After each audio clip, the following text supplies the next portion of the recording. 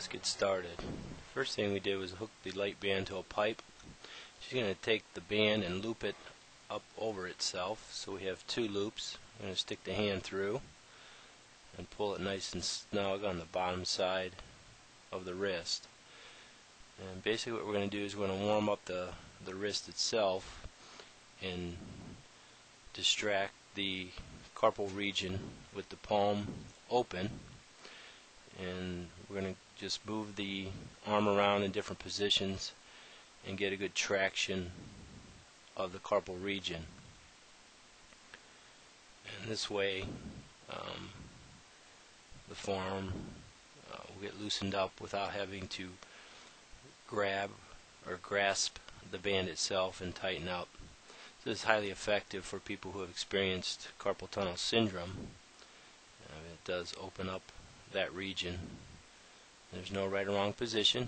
Just move it around until you get a good stretch of the wrist itself. And that way the wrist will be nice and warmed up. Now we're going to stretch the underside of the forearm. You can see the band is placed at the base of the fingers. And we're going to do the flexors of the forearm first. And you can see that we're only holding this stretch for 1 to 2 seconds. And releasing the tension. And we're going to do anywhere from 8 to 10 repetitions. That way we won't overstretch that region.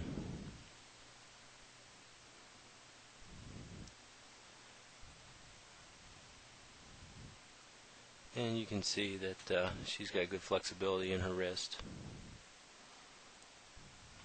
And if you want to save time, you can do both forearms at the same time.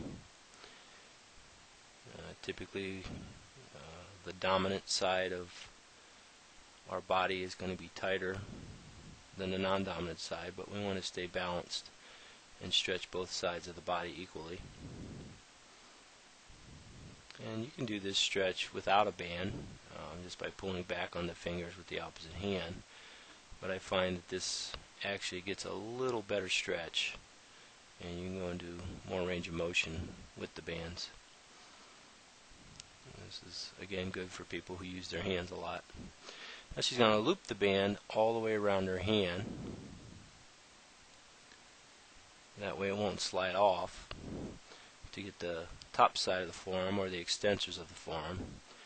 Very good for any lateral epicondylitis or tennis elbow. Stretching out the tension or the tightness in the top of the forearm. Again, any positions that may cause pain, avoid those. We don't want to cause pain in any of our flexibility programs. Again, 8 to 10 repetitions. And there you have it. The most overlooked body part, but one of the most used body parts.